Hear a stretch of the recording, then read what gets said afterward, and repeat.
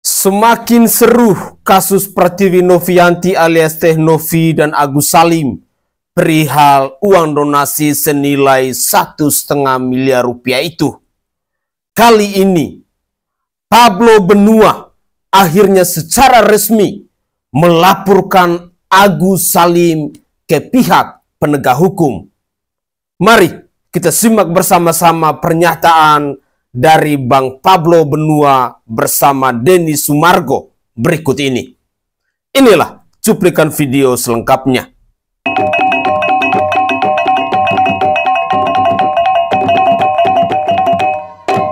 Tadi malam gue sudah laporkan Agus atas dugaan tindak pidana penggelapan. Gitu. Agus? Ya, Agus Salim. Dugaan tindak pidana penggelapan terhadap uang donasi tersebut. Lu bikin LP? Yes. Ada SP-nya? Ada. Berarti bisa penerima uang itu juga bisa kena? Penerima uang itu bisa kena. Dia aliran dananya kemana aja kan nanti bisa kita cek. Oh, aliran dananya nanti yang ditelusuri? Yes, betul. Kalau dia pakai? Tapi ketika dia mengalihkan, ditransferkan saja misalnya dari rekening si Agus tersebut ke rekening A, B, nah itu tetap nanti akan dipanggil. Pertanggungjawabannya ada. Oh, ini surat laporannya, lihat ke kamera kali. Ini udah lu preskon? Belum. Oh, baru di sini. Jadi baru di sini. Waduh. Gitu. Jadi satu nama di LP secara pidana gitu. Ya, betul.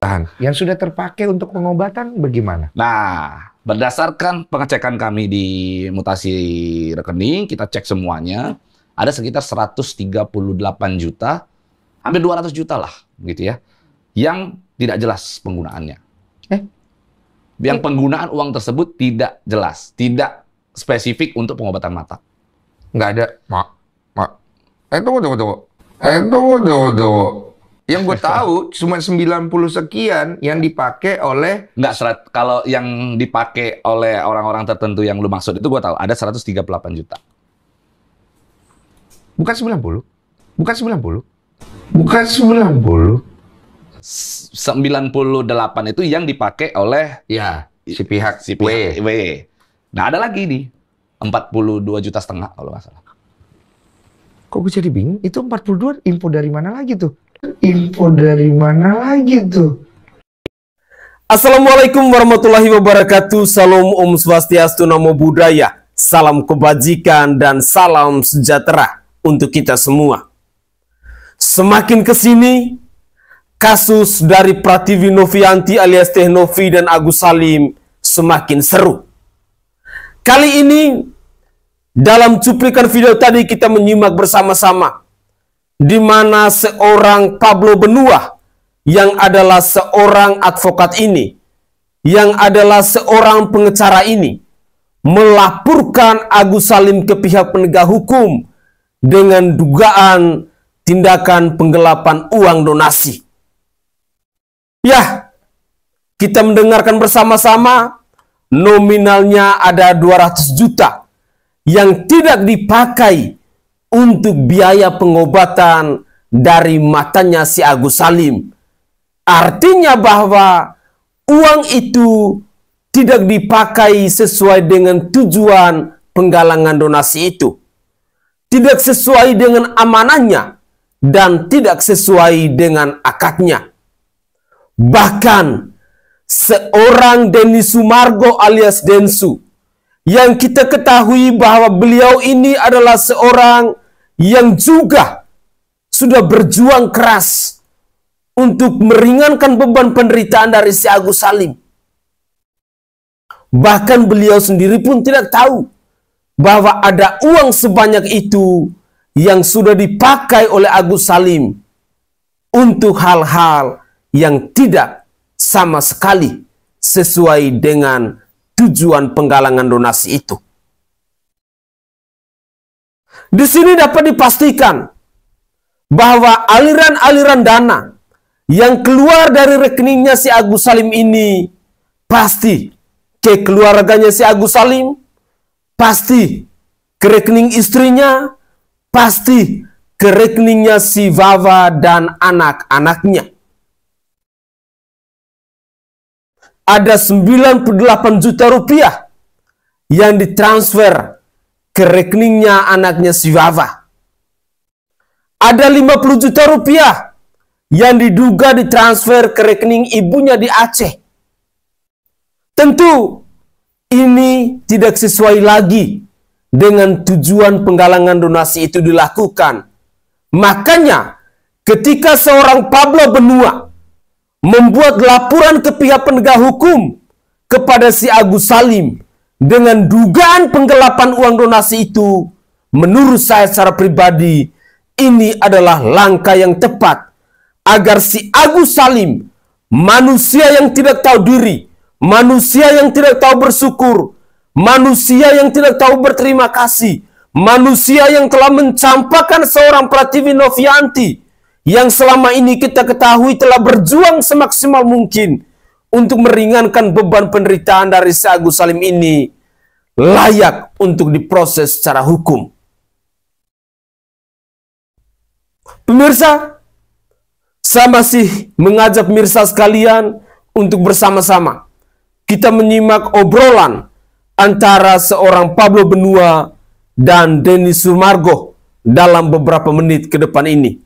Semoga saja kita semua bisa menyimak cuplikan video ini agar kita tidak ketinggalan informasi ataupun ketinggalan berita terkait dengan perkembangan dari kasusnya Prativi Novianti alias Teh Novi dan Agus Salim perihal uang donasi senilai 1,5 miliar rupiah ini. Inilah cuplikan video selengkapnya. Akhirnya terkumpul lah uang itu. Iya. Nah pertanyaan gua, emang kalau Agus nongkrong di jalan dia bawa satu kaleng, misalnya kaleng kongguan lah kita bilang ya, ngumpulin duit terkumpul tuh 1,5 miliar. Agak berat sih. Berat, bukan agak berat, tapi berat bener. Iya berat, ya gue sopan lah. Ya, karena ya gue kasihan sama beliau. Artinya, tapi kalau kita balik, lu di sini bukan Agus, tapi punya keadaan yang serupa dengan Agus. Gua yakin bisa dapetin uang yang lebih banyak dari penggalangan dana. Orang lain ya? Ya, orang lain. Iya, kemarin tuh abis Mas Agus ada Mas Icang. Ya. Gue gak berani buka donasi. Ya. Karena masih ada kasus ini. Tapi, orang mengirimkan donasi lewat Super Thanks. Gede juga kan? Iya. Dan itu sebenarnya bukan hak Mas Ical dong. Kalau kita hitung-hitungan secara betul, itu hak saya. Mau terserah dia mau bilang titip ya buat Mas Ican. Boleh dong, secara hukum gue nggak kasih, boleh nggak? Boleh. Boleh kan? Tapi secara moral, yes, yang gue pertanggungjawabkan. Akhirnya kalau di YouTube itu Super Thanks dipotong 30% sama YouTube. Kita terima 70%-nya. Anggaplah 100 juta, 70 juta doang. Ya. Kan gue nggak mau dong kasihan Ican dipotong. Jadi gue ambil, gue kasih, gue lebihkan aja. Ini buat, karena dia butuh kan. Jadi kan moralnya yang gue bawa. Benar. Kenapa? Karena gue menjaga kredibilitas tempat gue. Sedangkan kredibilitas itu mau diacak-acak di luar. Bayangkan kalau ada orang yang butuh bantuan lagi sama gue. Gara-gara hal ini, gue nggak bisa bantu orang itu. Nggak adil loh buat orang itu. Padahal lu punya niat baik, lu mau bantu, kan gitu. Iya, bukan hanya gue yang punya niat baik. Karena menurut gue yang punya niat paling baik di sini adalah donatur. Yes. Sekarang lu menjadi kuasa hukum donatur. Aduh. Berarti gue punya niat baik. Iya. Nah, sekarang kita mau tanya dulu sebelum kita ke rentetan peristiwa. Iya. Kan lu bikin polling kemarin. Yes. Siapa yang buat polling itu? Gua. Kenapa lu bikin polling itu? Ya karena agar kita bisa perselisihan tersebut jelas uang ini mau ditaruh kemana. Karena lu melihat tidak ada ujungnya. Tidak ada ujungnya. Jadi niat gue sebenarnya baik ya. Niat gue pengennya udahlah jangan ribut-ribut. Urusan uang cuma 1,5 miliar ini memalukan. Kalau kita heboh sekali gitu loh maksudnya. Iya, paham gue. Akhirnya gue pikir ya udahlah gue bikin polling. Sebagai gue belum berhubungan sama Novi. Gue belum kontak sama Novi. Tapi gue udah bilang satu-satunya jalan untuk menyelesaikan ini, uang harus dititipkan ke pengadilan. Pengadilan yang memutuskan. Sejak awal gue udah sampaikan itu. Oh, lu udah tahu ujungnya ya? Iya, jadi gue memang mempelajari sejak awal bagaimana rentetannya. Abis itu gue langsung sampaikan itu. Bahkan gue udah sampaikan, Agus berpotensi dipidana. Hari ini juga gue lakukan. Oh, di awal itu ya? Lu sejak awal. Novi belum ketemu sama gue udah sampaikan itu. Oke. Jadi sekarang berdasarkan polling petisi itu legal nggak? Tentu legal, karena pertama kita diawasi oleh Kemenkominfo. Iya. Jadi ada penyelenggara sistem elektronik, tanda daftar penyelenggara sistem elektronik. Iya. Dari Kemenkominfo. Iya. Kedua, kita bubuhi materai elektronik. Oke. Dan itu sah. Kalau memang orang mau komplain, komplain aja Menteri Keuangan tuh. Oke. Nah, setelah itu diverifikasi lagi nggak? Diverifikasi lagi. Nanti kita melakukan legalisasi. Ada namanya warmarking. Warmarking di notaris. Siapa yang akan mewarmarking ini? Ikatan Notaris Indonesia langsung. Oke. Saya udah koordinasi dengan ketua umumnya. Itu untuk apa kebutuhan itu? Untuk menyatakan bahwa memang ini benar ada akta ini. Kuat itu? Kuat. Kuat banget? Benar, kuat banget. Oke, totalnya sejauh ini kan sudah habis nih waktunya, kalau saya dengar tuh cuma 7 hari ya, bahkan lebih nih. Berarti kan lu udah menghitung nih. Betul. Semua yang bohong, yang masukin data palsu. Validasi lah. Ya, buat kalian semua donatur gua yang masih ketinggalan dengan info ini, kalian bisa cek nanti di link deskripsi gua taruh di video ini. Itu ada suaraku, kalian bisa kucuk-kucuk deh masuk gitu. Masih boleh tuh? Masih boleh. Masih boleh ya. Jadi dari total yang ada ini, ada berapa yang valid? Untuk saat ini 537 kuasa yang sudah kita dapatkan. Hah? 537 kuasa. Merinding gua. Lu serius 570 sekian kuasa? 537 kuasa. Bahkan tadi ini ada bertambah lagi, nambah lagi, bisa jadi ada 600 lebih. Berarti itu data 500 itu udah valid dan sudah bisa dibawa ke pengadilan. Dan ada surat kuasanya, dan ditanda tangan beserta dengan bukti materai, transfernya. Iya. Lengkap. Lu udah ngobrol nih sama 500 sekian itu? Sudah. Kita sudah lakukan Zoom, kita sudah lakukan ketemu. Minggu depan kita akan buat pertemuan bersama semuanya. Yang nggak bisa hadir nggak apa-apa, nanti kita akan kasih link Zoom-nya. Ih, gue merinding. Tapi ketemu semua. Gitu. Aspirasi dari mereka apa? Di sana itu ada 3 hal sebenarnya. Yang pertama, uang tetap diserahkan kepada Agus. Oke. Yang kedua, uang dialihkan kepada pihak lain yang lebih membutuhkan. Oke. Nah, yang ketiga adalah dikembalikan kepada donatur. Oke. Uang tersebut selama belum digunakan, artinya masih melekat hak daripada donatur. Untuk minta kembali juga masih boleh. Kecuali sudah digunakan untuk apa namanya, untuk pengobatan mata tadi kan. Oke. Nah, 3 hal inilah yang sebenarnya diperjuangkan. 3 hal ini kita ajukan ke pengadilan biar pengadilan menetapkan. Kalau misalnya pengadilan katakan polling sah, materai semua sah, tanda tangan sah, bahwa akta tersebut surat kuasa tersebut otentik, bukti transfer sah, keinginan daripada donatur terpenuhi, dikabulkanlah oleh pengadilan, maka ini akan dilaksanakan. Akan terjadi pembagian dari 3 poin tadi. Akan dimunculkan, meskipun nantinya tidak semua, tetapi kita kan akan berkonsultasi nanti terhadap kepanitraan di pengadilan. Biar nanti pengadilan, oke, kita butuh sampling misalnya, untuk siapa yang dihadirkan. Biar pengadilan yang menentukan, si A, si B, si C nanti hadirkan. Oke. Ada nggak beberapa orang dari donatur itu yang mengeluapkan isi hatinya ke lu? Ada nggak? Ada donatur yang ngomong gini sama gua, Bang, katanya, bisa nggak gua pas menyerahkan ke Agus itu, gue ikhlas katanya. Gue ikhlas untuk pengobatan mata. Tapi begitu gue tahu ternyata ada dugaan penyelewengan tadi, gue pengen, Bang, uang gue nggak kembali ke gue supaya nggak mengurangi pahala gue. Tapi bisa nggak itu uang kalau nggak ada penerima lain dilempar aja ke laut? Ada yang ngomong.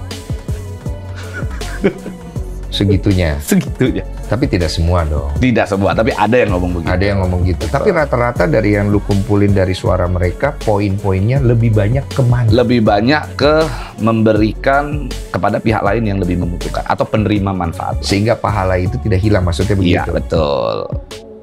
Nah, konteksnya juga begini. Kita di sana itu ada ketentuan lain. Kalau orang baca deskripsi, di situ tuh ada satu ketentuan lain. Ketentuan lain itu menyatakan bahwa kalau ada donatur yang tidak mengisi, kan pasti ada nih yang tidak mengisi. Ada dong. Banyak lah.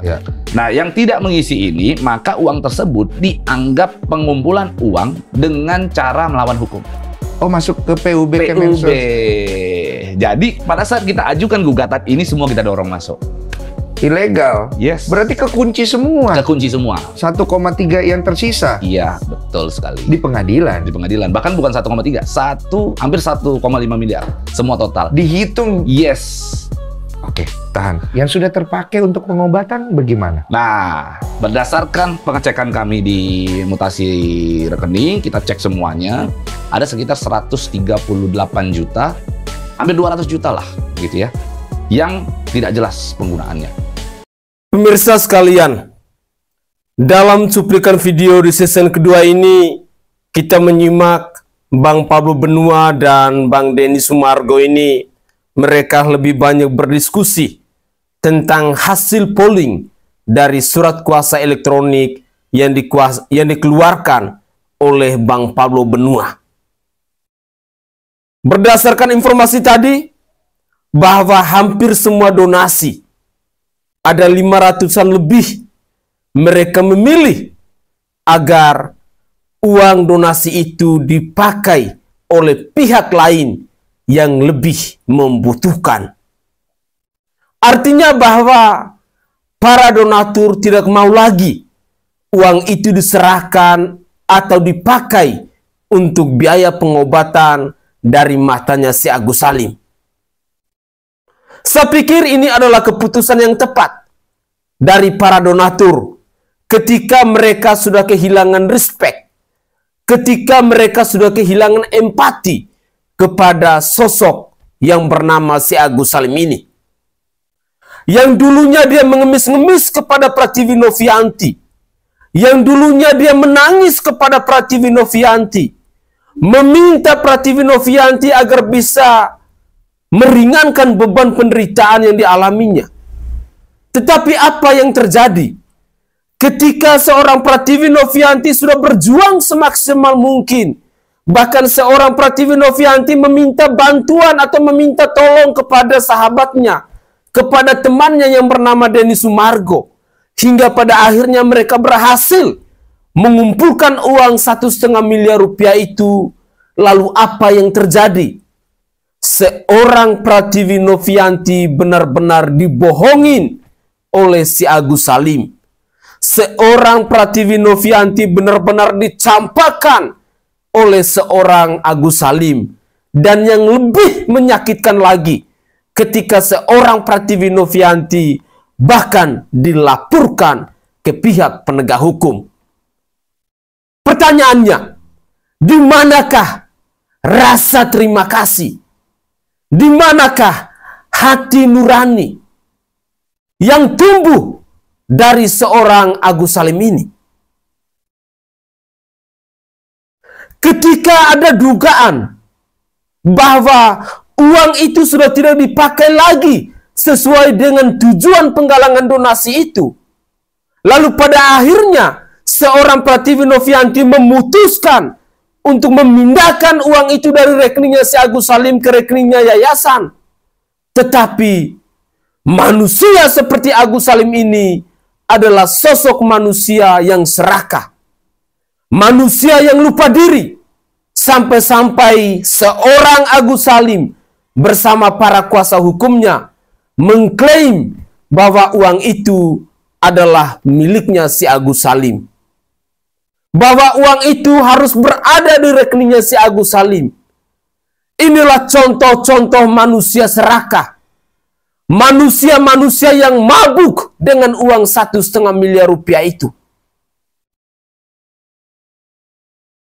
Dalam cuplikan video saya sebelumnya, di sana ada seorang Irjen Pol Purnawirawan Riki Sitohang yang mengatakan dengan tegas bahwa uang itu bukan miliknya Pratiwi Novianti, bukan pula miliknya si Agus Salim, bukan pula miliknya Denny Sumargo, tetapi uang donasi itu adalah miliknya dari para donatur.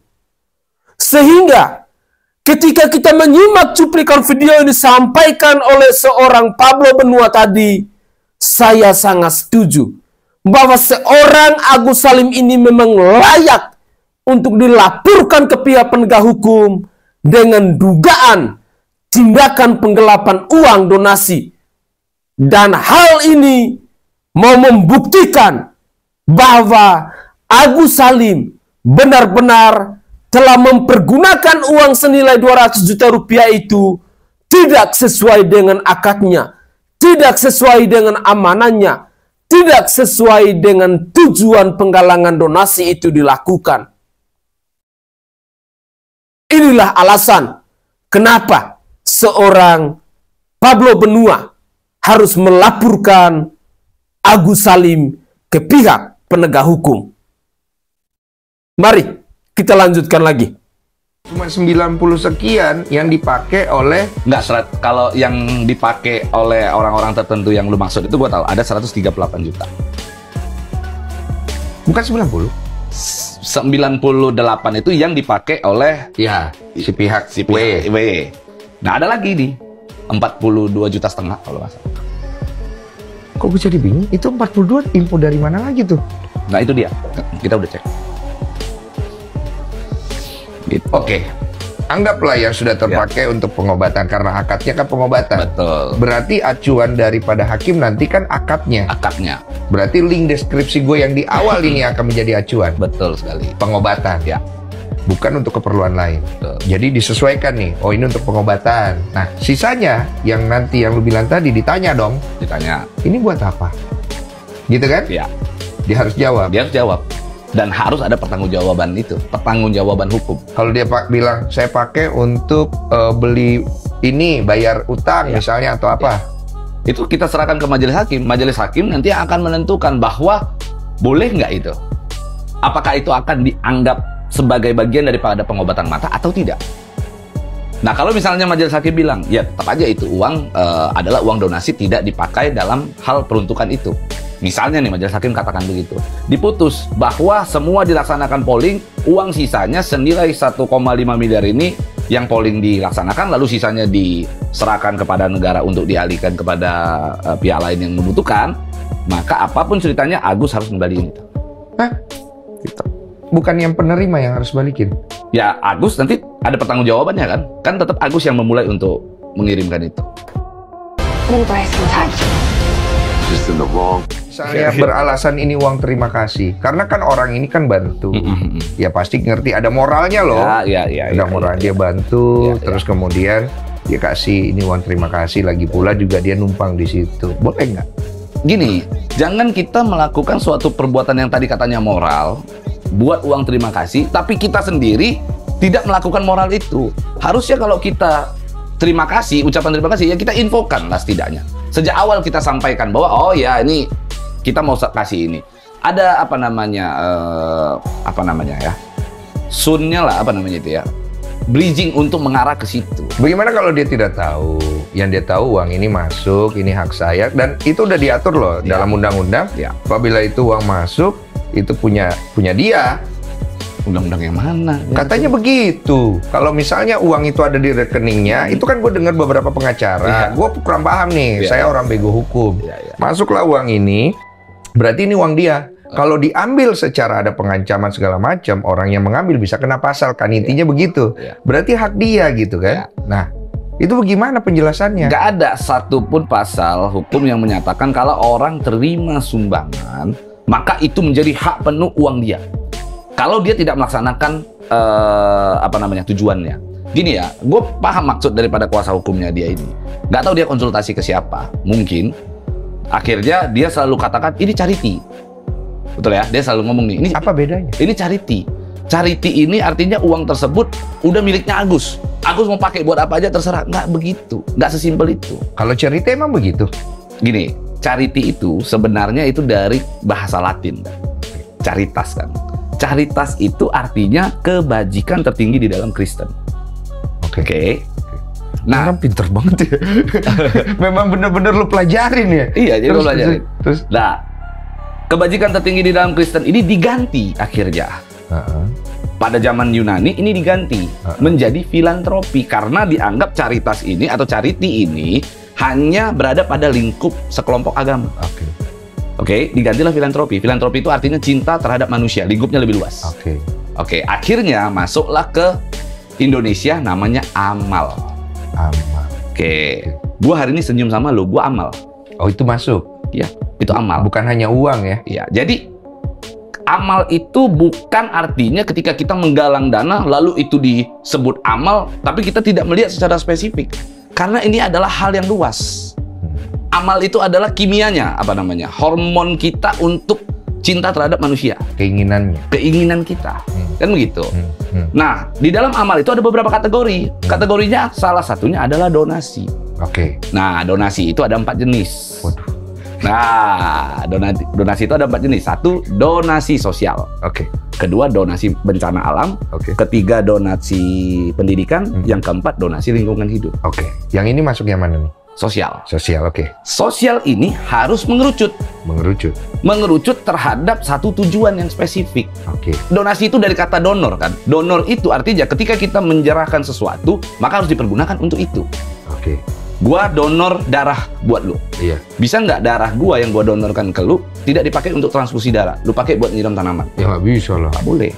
Atau kita ke mall, ada sumbangan atau donasi untuk harimau Sumatera. Terus uangnya dipakai buat pendidikan. Harimau Belgia misalnya. Nah, misalnya cara moralitas. Oke. Nah, sekarang ada orang yang ngomong, "Oh, gua donorkan gua terima ginjal." Lalu terus akhirnya orangnya mau minta balik. Nggak bisa. Iya, tapi lu ada pertanggungjawabannya. Pertanggungjawabannya adalah ketika ginjal tersebut tidak lu gunakan untuk ginjal lu. Maka pada saat kita mau sumbang di rumah sakit itu, kita akan mengisi form.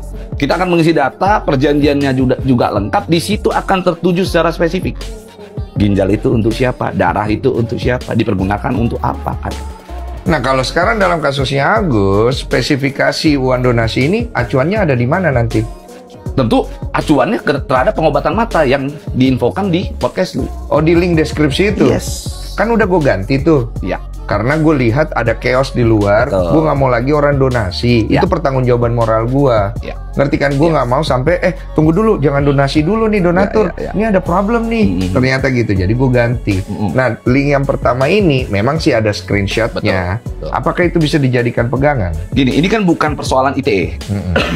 Tidak ada pasal ITE yang kita kenakan, sehingga pertanggungjawaban hukum di sana, pembuktian hukumnya berdasarkan keterangan lu, keterangan para saksi, beserta dengan screenshot saja itu sudah cukup. Jadi tidak perlu ada lab forensik secara IT, kecuali kita menggugat atau melaporkan terkait persoalan IT. Berarti saksi ini para donatur. Iya. Nah, pertanyaannya, donatur itu kan lu udah ngobrol nih, Iya. taunya kalau uang ini buat apa? Uang dia. Pengobatan mata. Taunya begitu? Iya. Serius? Semua taunya untuk pengobatan mata dan taunya dari YouTube, bro. Tidak ada dari tempat lain. Oh, maaf ya. Gue jadi merasa bersalah, bro. Iya, memang gua sengaja di sini supaya lu merasa bersalah, lu depresi. Oke guys, itu adalah cuplikan-cuplikan video yang bisa saya persembahkan ke hadapan pemirsa sekalian dalam mengupdate terkait dengan perkembangan dari kasusnya Prativi Novianti alias Teh Novi dan Agus Salim perihal uang donasi senilai 1,5 miliar rupiah itu. Dalam konten saya kali ini, saya menghadirkan ke hadapan pemirsa obrolan antara Bang Pablo Benua yang adalah kuasa hukum dari para donatur dan Bang Denny Sumargo yang adalah seorang konten kreator, yang adalah seorang influencer yang saat ini kita ketahui bersama-sama beliaulah yang berjuang semaksimal mungkin untuk mendapatkan uang senilai 1,5 miliar rupiah itu. Dalam cuplikan video tadi, kita menyimak secara jelas bagaimana pernyataan-pernyataan, bagaimana poin-poin yang disuarakan oleh Bang Pablo Benua kepada kita semua. Dan hal ini adalah poin-poin yang menjadi acuan kita. Kenapa seorang Agus Salim itu harus dilaporkan ke pihak penegak hukum? Saya sangat setuju dengan pernyataan dari Bang Pablo Benua bahwa ada dugaan penggelapan dana donasi yang dilakukan oleh Agus Salim dan keluarga. Kurang lebih senilai 200 juta rupiah itu.